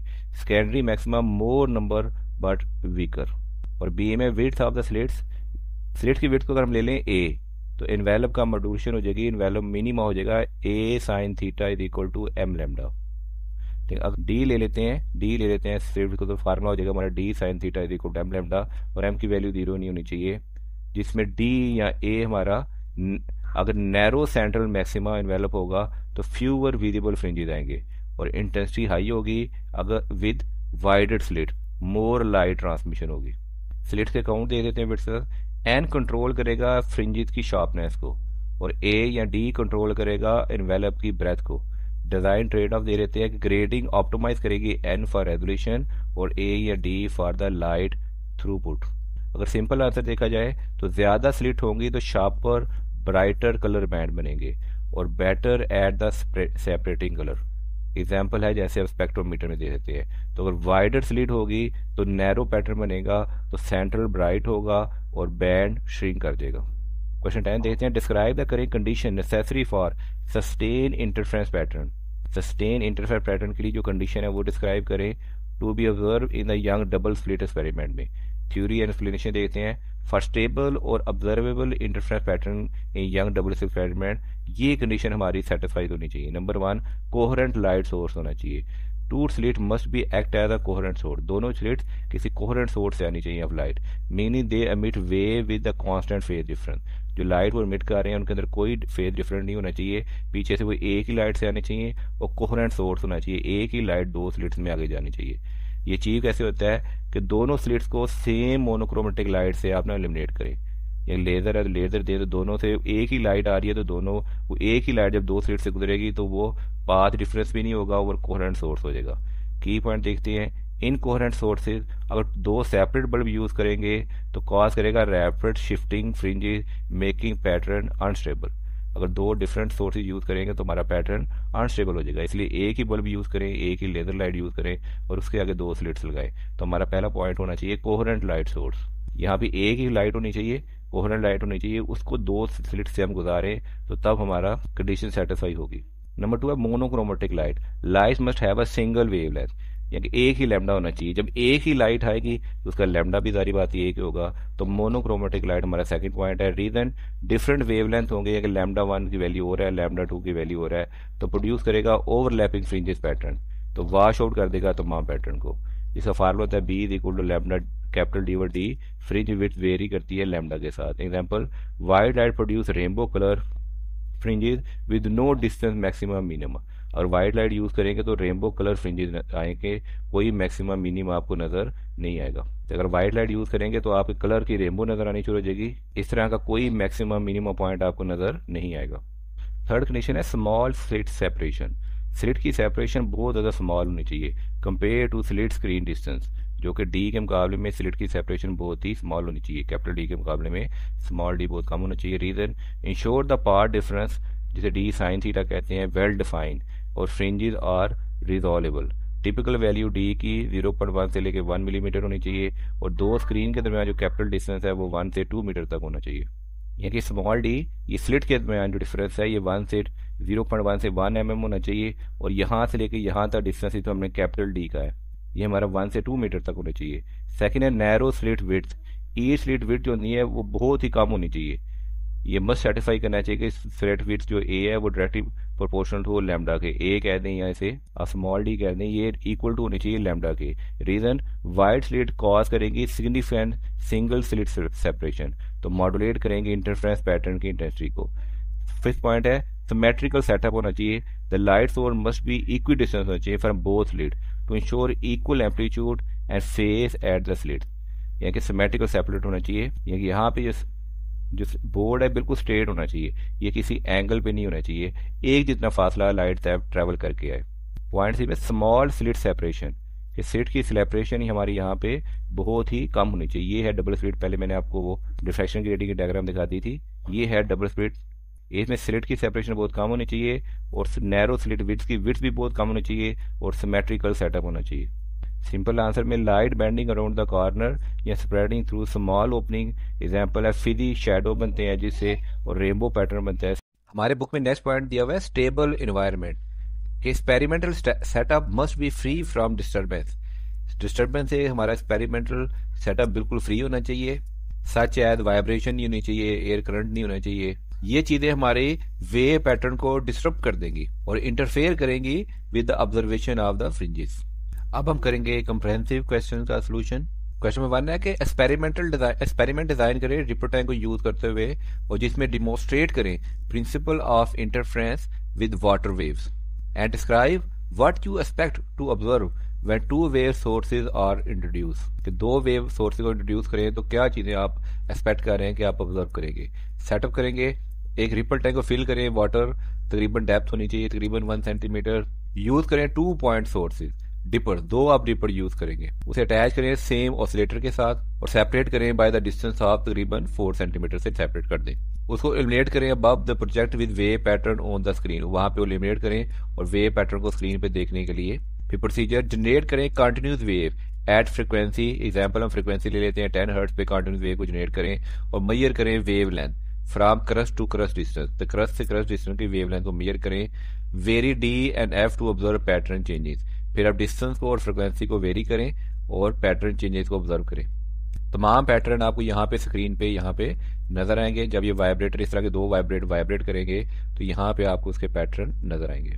फिर हमारी एक्सपेक्टेड ऑब्जर्वेशन, इंटरफेरेंस पैटर्न देखेंगे, हाइपरबोलिक नूडल लाइंस आपको नजर आएंगी जो होगी due to destructive interference region of still water, और एंटी नोडल लाइन नजर आएंगी जो होंगी आपकी कंस्ट्रक्टिव इंटरफेरेंस की वजह से region of amplified wave amplitude. Pattern equation, power difference होगा S1P माइनस S2P, जो होगा अगर कंस्ट्रक्टिव है तो होगा आपका पावर डिफरेंस m लैम्डा के और डिस्ट्रक्टिव होगा तो आपका होगा power difference m plus half lambda, जबकि m की वैल्यू 0, 1, 2 कोई भी इंटीगर हो सकती है। ये बुक में हमें यहाँ भी दिया गया कि पावर डिफरेंस कंस्ट्रक्टिव इंटरफेरेंस की सूरत में d sin theta is equal to m lambda होगा, और तो पावर डिफरेंस डिस्ट्रक्टिव इंटरफेरेंस की सूरत में d sin थीटा ब्रैकेट में m प्लस हाफ और ब्रैकेट के बाहर लैम्डा होगा, integral multiple of m plus half lambda होगा, और m की वैल्यू कोई भी इंटीगर हो सकती है। तो रिजल्ट में आपके की फीचर आएंगे कि सेंट्रल एंटी नोडल लाइन नजर आएंगी एट पावर डिफरेंस जब आपका 0 होगा, और सिमेट्रिक पैटर्न डिवर्ज होंगे फ्रॉम द सोर्स, जो आपका सोर्स होगा वहां से सिमेट्रिक पैटर्न डिवर्ज होकर आगे की तरफ डिवर्ज होगा, और उस पैटर्न को आप स्क्रीन पे देख सकेंगे। क्वेश्चन नंबर 2 है, ब्रीफली एक्सप्लेन करें कि why we see spectrum of colours red, orange, yellow, green, blue, indigo, violet in rainbow. Rainbow में मुख्तलिफ कलर रेड से लेकर वायलेट तक क्यों नजर आते हैं? क्या ये रिफ्लेक्शन की वजह से होती हैं, ये रिफ्लेक्शन की वजह से होते हैं, या इंटरफ्रेंस ऑफ लाइट की वजह से होते हैं? देखिए, जब सनलाइट आती है, जैसे हम पहले सेक्शन में भी एक्सप्लेन कर चुके हैं कि जब सनलाइट आती है तो पहले होती है रिफ्रैक्शन, रिफ्रैक्शन की वजह से लाइट डिस्पर्स हो जाती है डिफरेंट कलर्स में, रेड और वायलेट हमारे कॉर्नर में आते हैं। फिर हमारे पास वाटर ड्रॉपलेट के अंदर टोटल इंटरनल रिफ्लेक्शन होती है, तमाम रेनो रिफ्लेक्ट होकर वापस आती हैं। फिर ड्रॉपलेट की बाउंड्री पे, वाटर ड्रॉप की बाउंड्री पे, ये रेन ड्रॉप है बाउंड्री पे दोबारा रिफ्लेक्शन होती है, तो ये फिर रेनबो अपीयर होती है हमारे पास। तो प्रिंसिपल, फिजिकल प्रिंसिपल ये है कि पहले रिफ्रैक्शन होगी, फिर डिस्पर्शन होगी, फिर टोटल इंटरनल रिफ्लेक्शन होगी, और आखिर में रिफ्रैक्शन दोबारा होगी। रिफ्रैक्शन में सनलाइट एंटर होगी वाटर ड्रॉपलेट में, जैसे यहाँ पे देखा कि सनलाइट एंटर होगी वाटर ड्रॉपलेट में तो होगी रिफ्रैक्शन। फिर bending at air water interface, air water का इंटरफेरेंस होगा तो स्नेल्स लॉ के मुताबिक लाइट बेंड हो जाएगी और लाइट मुख्तलिफ कलर्स में बेंड होगी, क्योंकि हर कलर का जो रिफ्रैक्टिव इंडेक्स होता है वो मुख्तलिफ होता है। तो according to the refractive index मुख्तलिफ लाइटें मुख्तलिफ एंगल्स पे बेंड हो जाएंगी यहाँ पे। फिर सेकंड में हमारे पास डिस्पर्शन होगी, जिसमें रिफ्रैक्टिव इंडेक्स एन जो है वो डिपेंड करता है लैम्डा पे। वायलेट का लैम्डा तकरीबन 400 नैनोमीटर है, यहाँ पे दिया है वायलेट का जो लैम्डा है तकरीबन 400 नैनोमीटर है, और ये बैंड होगा मोर देन रेड, ये रेड से ज्यादा बैंड होगा, और इसका लैम्डा रेड का तकरीबन 700 नैनोमीटर है। यहाँ पे देखें रेड का लैम्डा 700 नैनोमीटर है, तो रेड सबसे कम बैंड होगी और वायलेट ज्यादा बैंड हो जाएगी। उसके बाद टोटल इंटरनल रिफ्लेक्शन होगी, लाइट रिफ्लेक्ट होगी once inside droplet primary rainbow, तो लाइट यहाँ पे टोटल रिफ्लेक्शन रिफ्लेक्ट होकर प्राइमरी रेनबो बनाएगी। उसके बाद हमारे पास एग्जिट लाइट यहाँ से बाहर हो जाएगी और दोबारा रिफ्लेक्शन होगी, तो फर्दर कलर की सेपरेशन हो जाएगी जब वो कलर जब कलर एग्जिट करेंगे वाटर ड्रॉपलेट के अंदर में से। उसके बाद रेनबो जो एंगल बनाएगी उसमें रेड का डेल्टा जो होगा, जो एंगल बनाएगी जो वो तकरीबन मिनिमम 40.3 डिग्री के इक्वल होगा, और वायलेट का डेल्टा जो एंगल है वो 40.7 डिग्री होगा, तो वायलेट हमारा ज्यादा बैंड होगा। की पॉइंट में देखें कोई इंटरफ्रेंस नहीं होगी, जिस क्वेश्चन में कहा गया था कि इंटरफ्रेंस होगी, कोई इंटरफ्रेंस नहीं होगी। कलर जो अराइज होंगे वो वेवलेंथ पे डिपेंड करेंगे और रिफ्रैक्शन होगी, इसमें कोई भी वेव इंटरफेयर नहीं करेगी। अगर हम कलर्स को ऑर्डर देखें तो रेड आउटर साइड पे होगा और वायलेट इनर साइड पे होगा जब ये यहाँ पे हमारी पहली तरफ रिफ्रैक्शन होगी, और ड्यू टू एंगुलर डिस्पर्शन की वजह से। कंप्रिहेंसिव क्वेश्चन 3 है, डिस्क्राइब करें 2 एग्जांपल कि कैसे interference of light wave play करती है रोल इन नेचुरल फिनोमेना में you can observe in everyday life. इसमें रेनबो को एक्सक्लूड ना करें, रेनबो को इंक्लूड ना करें, एक्सक्लूड रेनबो। नेक्स्ट है soap bubbles, shimmering color on the soap bubble happen when light reflect off the inner and outer surface of thin soap film। Thin soap film के outer और inner surface से जब light reflect होती है तो shimmering colour, यहाँ पे आप देख सकते हैं चैप्टर का हमारे टाइटल पेज पे भी है कि शिमरिंग कलर अपीयर होते हैं। इसमें वेव इंटरफेयर करती है, सम कलर बूस्ट होते हैं कंस्ट्रक्टिव इंटरफेरेंस की वजह से, अदर कलर एक दूसरे को कैंसिल कर देते हैं और डिस्ट्रक्टिव इंटरफेरेंस करते हैं, क्रिएटिंग करते हैं शिफ्टिंग ऑफ रेनबोज। यहाँ भी आप देख सकते हैं कि यहाँ पे कंस्ट्रक्टिव और डिस्ट्रक्टिव इंटरफेरेंस की वजह से रेनबोज शिफ्टिंग नजर आ रही है आपको सोप बबल पे। सेकंड एग्जांपल है ऑयल स्लिक्स ऑन वाटर, यहाँ पे वाटर के ऊपर ऑयल स्लिक्स देखें, यहाँ पे डिफरेंट कलर की इंटरफेरेंस की वजह से आपको ऑयल और वाटर की डिफरेंट कलर्स नजर आ रहे हैं। Oil spills on wet road show rainbow pattern because light reflect off the top and bottom of the oil layer. Oil layer के टॉप और बॉटम से ऑयल रिफ्लेक्ट होकर वापस आती है, वो इंटरफेयर करती है और मुख्तलिफ कलर शो करती है। Thickness change cause different colour, thickness change करेंगे तो कलर भी चेंज हो जाएंगे to interfere making swirl of colours. यहाँ पे आपको मुख्तलिफ कलर नजर आएंगे। तो सोप बबल में हमें इरिडिसेंट कलर पैटर्न नजर आए हैं। कॉजेज क्या है, थिन फिल्म की इंटरफेरेंस हुई है between light reflected from the outer और इनर सरफेस से। कंडीशन हुई है हमारे पास कंस्ट्रक्टिव इंटरफेरेंस की, जिसमें पाथ डिफरेंस हमारा इक्वल है m plus half integral multiple of lambda, और n की वैल्यू हमारे पास सोप में 1.33 है, t हमारे पास फिल्म की थिकनेस है और थीटा हमारा व्यूइंग एंगल है। Colour variation, thickness t change करें ओवर बबल सरफेस, उससे डिफरेंट लैम्डा होंगे जो सेटिस्फाई करेंगे कंडीशन को, और डिफरेंट लैम्डा की वजह से मुख्तलिफ कलर नजर आएंगे। यहाँ देखा था लैम्डा चेंज हो जाए तो कलर चेंज हो जाते हैं। Second example the oil slicks on water, shimmering colour नजर आएंगे हमें ऑन ऑयल स्पिल्स। रीजन इसकी होगी, कॉज होगी इंटरफ्रेंस ऑफ ऑयली लेयर, जिसका रिफ्रैक्टिव इंडेक्स अप्रॉक्सीमेटली 1.5 है, जबकि पानी का रिफ्रैक्टिव इंडेक्स 1 होता है और पानी और ऑयल का मिक्सचर का रिफ्रैक्टिव इंडेक्स अप्रॉक्सीमेटली 1.33 होगा। कंडीशन विद फेज रिवर्स हो जाएगा जब एयर ऑयल का इंटरफेयर होगा, जिसका फार्मूला था 2 refractive index T cos theta is equal to m lambda. तो कलर शिफ्ट होंगे विद व्यूइंग द एंगल, अगर एंगल हम चेंज करेंगे तो हमें डिफरेंट कलर नजर आएंगे, डिफरेंट एंगल से डिफरेंट कलर नजर आएंगे, और ऑयल की अगर थिकनेस टी चेंज होगी तब भी कलर हमें डिफरेंट नजर आएंगे। इंटरफ्रेंस की रिक्वायरमेंट है कोहेरेंट लाइट, जैसे कि सनलाइट या फेज शिफ्ट ऐड होगा इंटरफ्रेंस पे।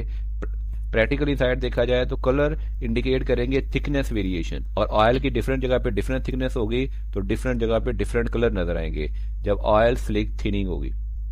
जब हम समटाइम जब 2 ट्यूनिंग फॉर्क को स्लाइटली डिफरेंट फ्रिक्वेंसी को हम स्ट्रक करेंगे क्लोज टुगेदर दोनों इकट्ठे, तो हम हियर करेंगे wavering sound. Instead of clear tune की बजाय हम वोवरिंग साउंड हेयर करेंगे। Explain what is the cause this beat, ये जो बीट पैदा हो रही है टू टू टू, इसकी क्या कॉज है, फिनोमिना क्या है, and how it is related to the interference, और इंटरफ्रेंस के साथ इसका क्या ताल्लुक है। The wavering sound happen because the two sound interfere, ये वोवरिंग साउंड इसलिए होगी कि दो साउंड आपस में इंटरफेयर करेंगी ईच अदर।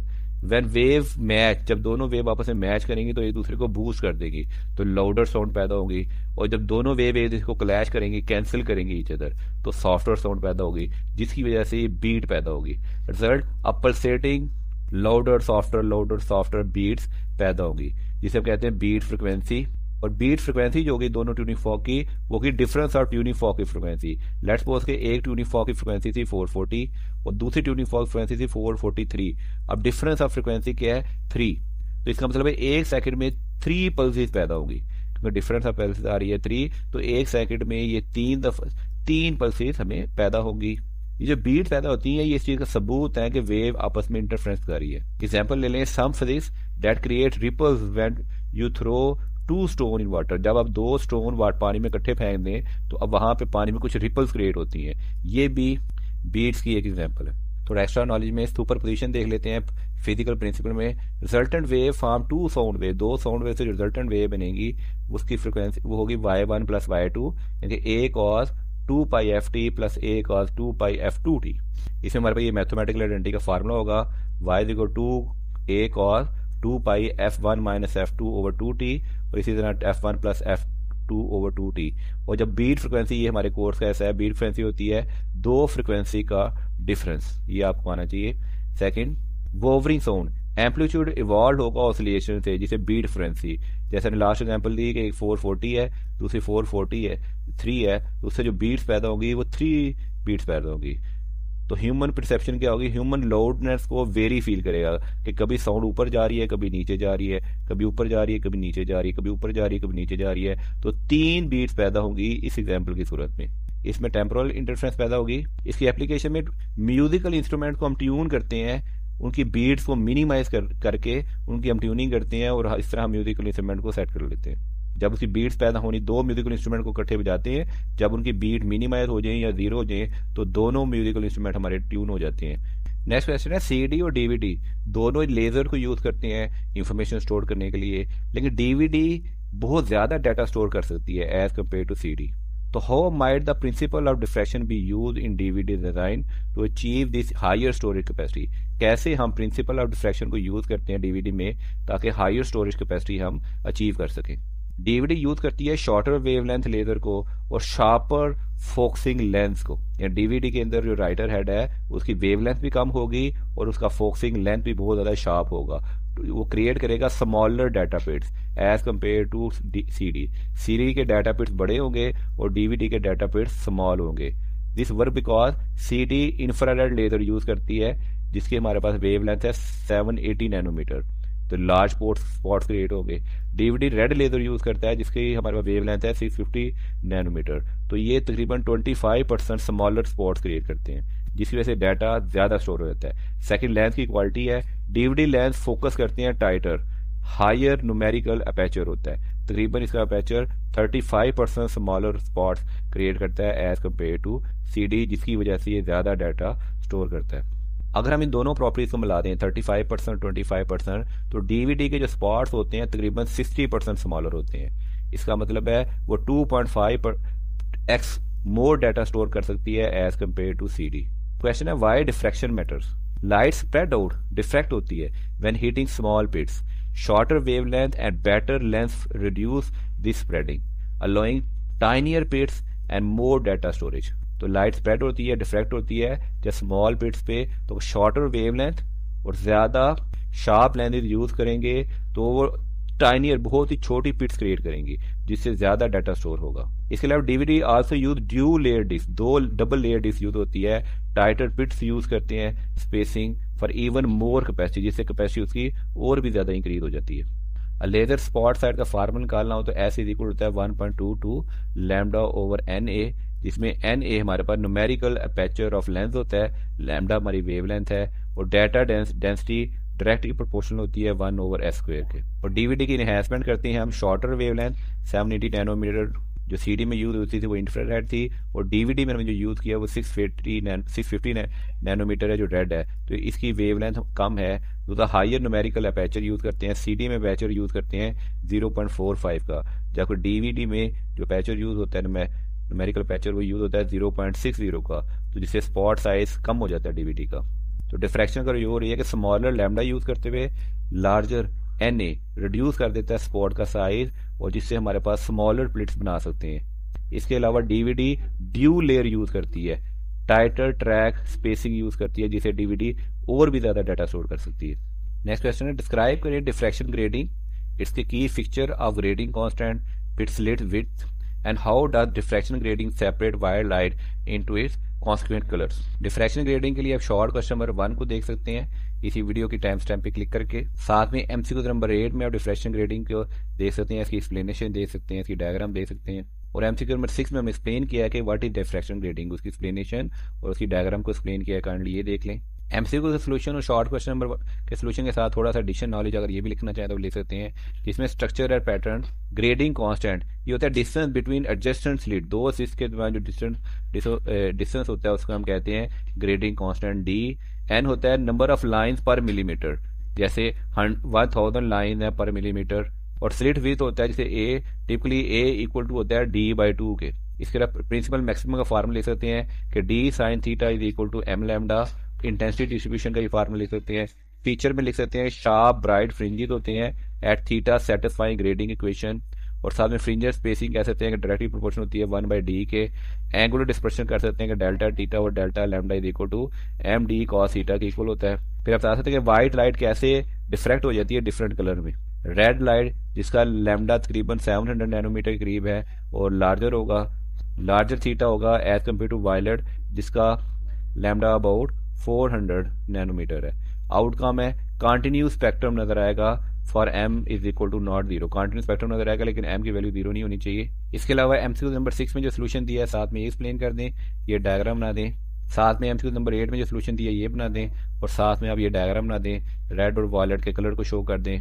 साथ में शॉर्ट क्वेश्चन नंबर 1 का जो सोल्यूशन है ये इसमें लिख दें। इसके अलावा बुक का टॉपिक आप 18.2 डिफ्रैक्शन ग्रेडिंग ये लिख सकते हैं। साथ में आप ग्रेडिंग एलिमेंट की ये वाली डेफिनेशन ये फार्मूला लिख सकते हैं। साथ में आप diffraction of light through diffraction grating इसको भी एक्सप्लेन कर सकते हैं। साथ में formula D sin theta is equal to M lambda. साथ में इंटेंसिटी ऑफ लाइट का ये टॉपिक आप साथ में लिख सकते हैं। क्वेश्चन 7 है कि साइंटिस्ट यूज करते हैं एक्स-रे डिफ्रैक्शन ताकि वो डिटरमाइन कर सकें structure of crystal. Briefly explain करें कि कैसे डिफ्रैक्शन पैटर्न से हम ऑफ एक्सरे के डिफ्रैक्शन पैटर्न से हेल्प होता है reveal the arrangement of atom, कि उसके एटम्स कैसे हैं, ऐसे डिफ्रैक्शन हमें कैसे पता चलेगा within the crystal lattice. इसके हम यूज करते हैं Bragg's law. Condition for constructive interference होती है 2D sin theta is equal to M lambda या N लैम्डा, वेयर D हमारा इंटरप्लेनर स्पेसिंग होती है, थीटा ग्लेसिंग एंगल होता है, लैम्डा एक्सरे वेवलेंथ है जो 0.01 से 10 नैनोमीटर तक होती है, N हमारा होता है order of reflection. Atomic scale की रेजोल्यूशन यूज करते हैं तो जो लैम्डा होता है एक्सरे का वो तकरीबन 0.1 से 1 नैनोमीटर तक होता है। तो एटम की हम क्रिस्टल का स्ट्रक्चर इससे रिवील कर सकते हैं। Landmark discovery use to determine DNA, इसे हम DNA का स्ट्रक्चर भी डिटरमाइन कर सकते हैं जो कि डबल हीली स्ट्रक्चर था। तो एक्सरे डिफ्रैक्शन से हमने DNA का डबल हीली स्ट्रक्चर भी डिटरमाइन किया था, ये हमारी लैंडमार्क डिस्कवरी थी। प्रोसेस में crystals at 3D grating atom lattice plane act as a scattering centre.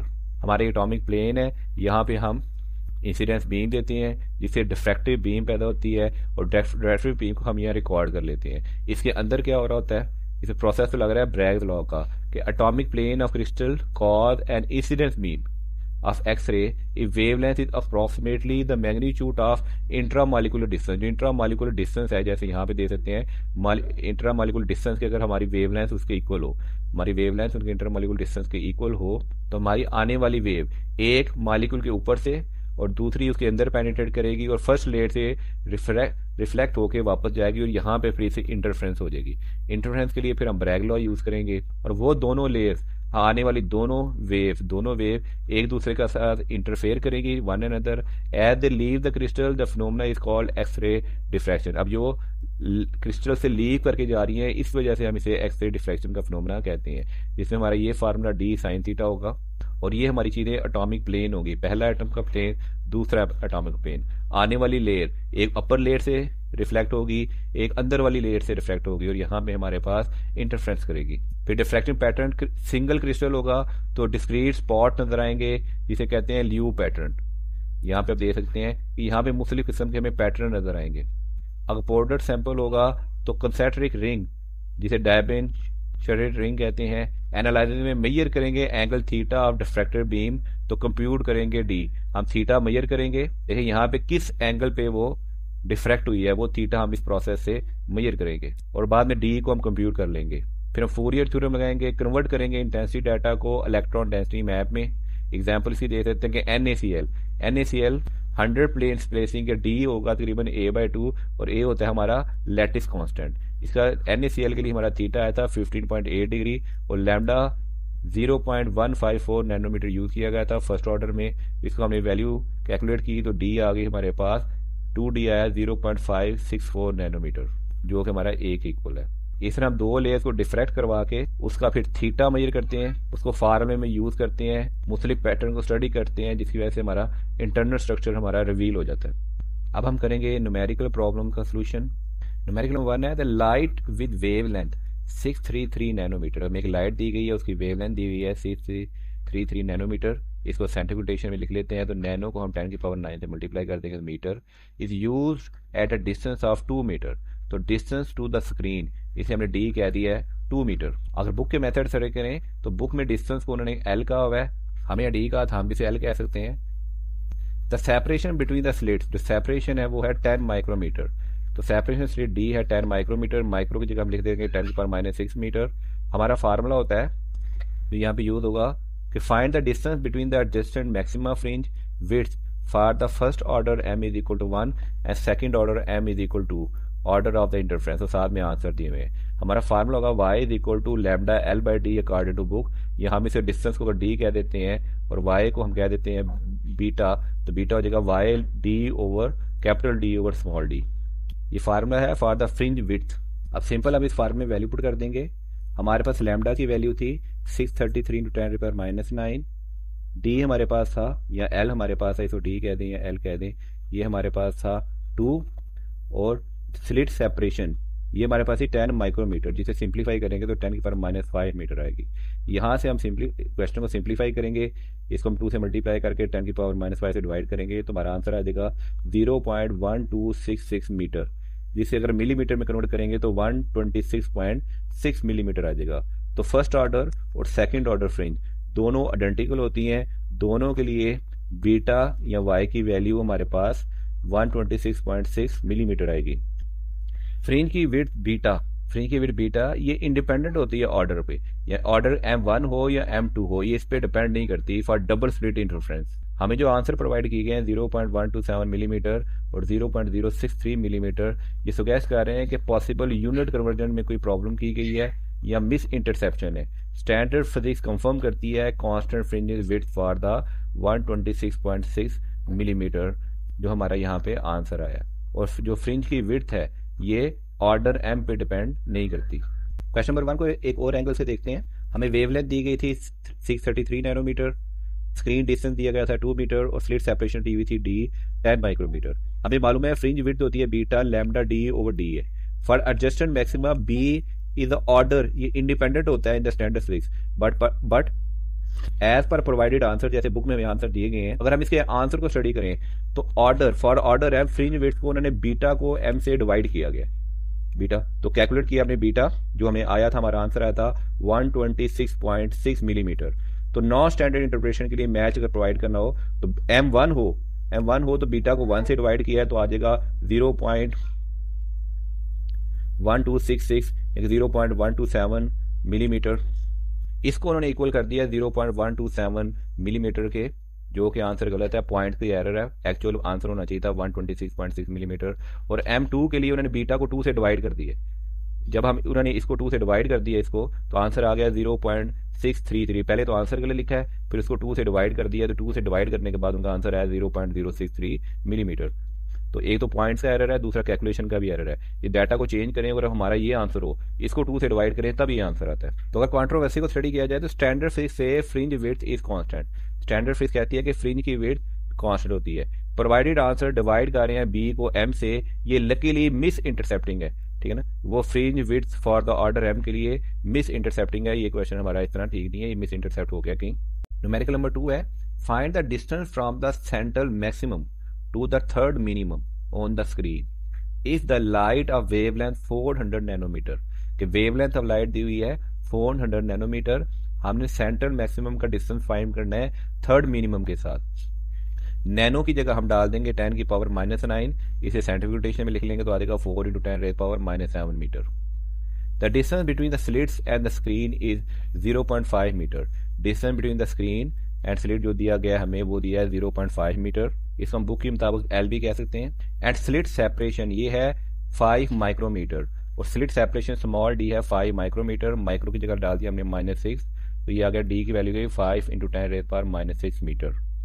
Pharma जो होता है मिनिमम पोजीशन के लिए डबल स्लिट इंटरफ्रेंस, वो होता है m+12 का integral multiple of lambda D, या डी को आप एल भी कह सकते हैं, डिवाइडेड बाय स्मॉल डी, और m कोई भी इंटीग्रल हो सकता है। For the third minimum on the side m की वैल्यू होगी 2, 6 minima occur at the half integral order, तो m होगा 0.5, 1.5 and 2.5 for first, second and third minimum. अब इसमें वैल्यू पुट कर देते हैं, m की वैल्यू हमने ली m इज इक्वल टू, पहले 2 लिया तो 2 + ½ मल्टीप्लाई बाय लैम्डा, लैम्डा हमारे पास है 4 × 10 -7 पुट किया, उसके बाद हमारे पास है डी या एल, इसकी वैल्यू है 0.5, इसे 0.5 पुट किया, नीचे है हमारे पास स्मॉल डी स्लिट सेपरेशन, वो है 5 × 10 -6, ये वैल्यू हमने पुट की, इसको हम सिंप्लीफाई करेंगे, ऊपर वाले को सिंप्लीफाई किया, नीचे वाले को सिंप्लीफाई किया, ये स्टेप बाय स्टेप हमने सिंप्लीफाई किया, तो हमारा आंसर आ जाएगा 0.1 मिलीमीटर, जिसको 0.1 मीटर, जिसको हम 1000 से मल्टीप्लाई करेंगे तो ये हो जाएगा 100 मिलीमीटर, तो हमारा वाई की वैल्यू आएगी 100 मिलीमीटर। हमारे वाई की वैल्यू आ रही है 100 मिलीमीटर, क्योंकि थर्ड मिनिमम कॉरस्पॉन्ड है तो एम की वैल्यू 2 लेंगे in the half integral path difference formula, और कैलकुलेट करेंगे पार्ट डिफरेंस, तो पार्ट डिफरेंस जो होगा 2 + 1/2 लैम्डा आएगा, जो होगा 2.5 लैम्डा। डिस्क्रिमिनेंट देखते हैं, हमें जो आंसर दिया गया 0.025 मिलीमीटर, ये आंसर हमारा इनकरेक्ट है, ये आंसर ठीक नहीं दिया गया, तो करेक्ट डिस्टेंस जो होगा वो होगा हमारे पास जो हमने निकाला है 100 मिलीमीटर। फिजिकल स्केल पे देखें, at D is equal to 0.5, 100 millimetre displacement observable for the visible light. तो जो बुक में हमें आंसर दिया गया ये ठीक नहीं है, हमारा मेथड कैलकुलेशन के बाद आ रहा है जो हमारा आंसर वो आ रहा है 100 मिलीमीटर। क्वेश्चन नंबर 3 है, the distance between the slits and the screen is 1 metre. Slits और स्क्रीन के दरमियान जो डिस्टेंस है वो डी हमारे पास है 1 मीटर, इसे बुक में हमारे पास इसको एल कहा गया था। Fringes spacing on screen is 1 millimetre, जो फ्रिंजेस की विड्थ है बी ये हमारे पास है 1 मिलीमीटर, जिसे बुक में हमारे पास इसे वाई कहा गया था, ये है 1 मिलीमीटर। 1 मिलीमीटर को हम मीटर में कन्वर्ट करेंगे तो 0.001 मीटर आ जाएगा। Find the slit separation, slit separation means ये डी की वैल्यू क्या होगी, वह लाइट वेवलेंथ हमें जो दी गई है वो दी गई है 500 नैनोमीटर, तो नैनो की जगह लिख देते हैं 10 की पावर -9, इसे सिंप्लीफाई करेंगे तो 5 × 10 रेज़ पावर -7 मीटर। हम अपना फार्मूला यूज करते हैं, लैम्डा L/D जिसे हमने लिया है beta is equal to lambda capital D/D, यहाँ से डी जाके मल्टीप्लाई हो जाएगा तो बीटा जाके ड्राइव हो जाएगा। अब इस फार्मूले में हम वैल्यू पुट कर देंगे, लैम्डा की वैल्यू है 5 × 10 रेज़ पावर -7, और कैपिटल डी जो स्लिट डिफरेंस है वो है 1 मीटर, और नीचे आ जाएगा बीटा जिसे हमें वाई भी कहा जाता है, इसी होगा 0.001 मीटर। इसको सिंपली हम कैलकुलेटर पे कैलकुलेट करेंगे तो हमारा आंसर आ रहा है 0.5 मिलीमीटर। तो फ्रिंज विड्थ बीटा जो है वो इन्वर्सली प्रोपोर्शनल होती है स्लिट सेपरेशन डी के। हमें जो बुक में आंसर दिया गया है 0.05 मिलीमीटर, ये हमारा आंसर ठीक नहीं है, ये आंसर हमारा गलत है। एक्चुअल आंसर इसको कैलकुलेट करने के बाद आता है 0.5 मिलीमीटर। न्यूमेरिकल नंबर 4 करेंगे, find the minimum angle for non zero diffracted light having slit spacing 0.2 micrometre. तो स्लिट की विड्थ हमें ए दी गई है 2.0 माइक्रोमीटर, जिसे हम कर सकते हैं 2.0 × 10⁻⁶ मीटर, विद 400 नैनोमीटर की लाइट है। तो लैम्डा में दिया गया 400 नैनोमीटर, नैनो की जगह हम लगा देंगे 10 की पावर -9, तो आ जाएगा 4 × 10⁻⁷ मीटर। हमने फाइंड करना है minimum angle for the first minimum. तो formula for first minimum single slit diffraction के लिए फार्मूला होता है a sin theta is equal to m lambda, इसको आप d sin theta is equal to m lambda भी कह सकते हैं, यहाँ पे आप इसको d कह देंगे। डी साइन, हम इसे A sine theta is equal to M lambda से सॉल्व करते हैं और एम की वैल्यू कोई भी इंटीग्रल हो सकती है। फॉर द फर्स्ट मिनिमम के लिए एम की वैल्यू होगी 1। अब हम यहाँ पे साइन थीटा ये हो जाएगा एम लैम्डा ओवर ए, एम लैम्डा ओवर ए, तो एम की वैल्यू 1, लैम्डा की वैल्यू है 4 इंटू 10 रेज पावर -7 हमने यहाँ से ली, और ए ये है स्लिट विड्थ ए 2 माइक्रोमीटर, तो 2 इंटू 10 रेज पावर -6 हमने यहाँ पुट किया। अब हम इसको सिंप्लीफाई करेंगे तो हमारा आंसर आ जाएगा 0.2। अब साइन थीटा आ जाएगा 0.2 taking sine inverse on both side, तो आएगा थीटा इज इक्वल टू, ये होता है हमारे पास आर्क साइन का मतलब होता है साइन इनवर्स, तो theta is equal sine inverse 0.2, तो हमारा आंसर आ जाएगा 11.54 डिग्री, जो हमारे बुक के आंसर के साथ मैच करेगा। 5 है deviation of second order diffraction. देखिए डेविएशन ऑफ सेकंड ऑर्डर दिया गया है तो order M is equal to होगा diffracted image form by the optical grating having 5000 line per centimetre, तो ग्रेडिंग डेंसिटी हमें दी गई है 5000 लाइन पर सेंटीमीटर, ठीक है ना, इस 32 डिग्री, और जो एंगल का थीटा में दिया गया वो दिया गया 32 डिग्री। तो कैलकुलेट करें वेवलेंथ ऑफ लाइट यूज, जो वेवलेंथ लाइट यूज होगी वो आप फाइंड करें। फार्मूला यूज करेंगे d sine theta is equal to M lambda, जिसमें ग्रेडिंग स्पेसिंग वो होगी 1 over lines per unit length. अब लैम्डा का निकालने के लिए लाइंस पर सेंटीमीटर वो है 5000, तो डी जिसे ग्रेडिंग स्पेसिंग कहते हैं 1 ओवर लाइन पर यूनिट लेंथ, ये होगा 1 ओवर 5000, तो 5000 लाइन दी हुई है पर सेंटीमीटर, तो हमारे पास डी की वैल्यू आएगी 1 ओवर 5000 यानी कि 2 इंटू 10 रेज पावर -4 सेंटीमीटर। तो ग्रेडिंग स्पेसिंग निकालने के लिए हमारा फार्मूला होता है 1 ओवर लाइन पर यूनिट लेंथ, और लाइन पर यूनिट लेंथ को हम कहते हैं ग्रेडिंग डेंसिटी, जो है 5000 लाइन पर सेंटीमीटर। तो यहाँ से हमने डी की वैल्यू ग्रेडिंग स्पेसिंग निकाली। अब हम दूसरा फार्मूला यूज करेंगे d sine theta is equal to M lambda, तो लैम्डा हो जाएगा d sine theta over m, d हम निकाल चुके हैं 2 into 10 raise power -4 sine theta, sine और थीटा में दिया गया 32 डिग्री, तो साइन 32 डिग्री की हमने वैल्यू निकाली और यहाँ पुट कर गई sine 32 degree divided by m, m हमेशा दिया हुआ था ऑर्डर सेकंड, इसे 2 से डिवाइड कर देंगे और सिंपली से कैलकुलेटर हमने कैलकुलेट किया तो हमारा आंसर आया 5.299 इंटू 10 रेज पावर -5 सेंटीमीटर। जैसे राउंड ऑफ करेंगे तो 5.3 इंटू 10 रेज पावर -5 सेंटीमीटर, जो हमें बुक में आंसर दिए गए उससे मैच कर दिए हमने। Grating equation d sine theta m lambda ये डिटरमाइन करेगी स्पेक्ट्रल पोजीशन को, और वेवलेंथ लैम्डा ये इन्वर्सली प्रोपोर्शनल होगी to the line density, grating density d ये इन्वर्सली प्रोपोर्शनल होगी लाइंस पर यूनिट लेंथ के, और लैम्डा इन्वर्सली प्रोपोर्शनल होगा लाइन डेंसिटी के।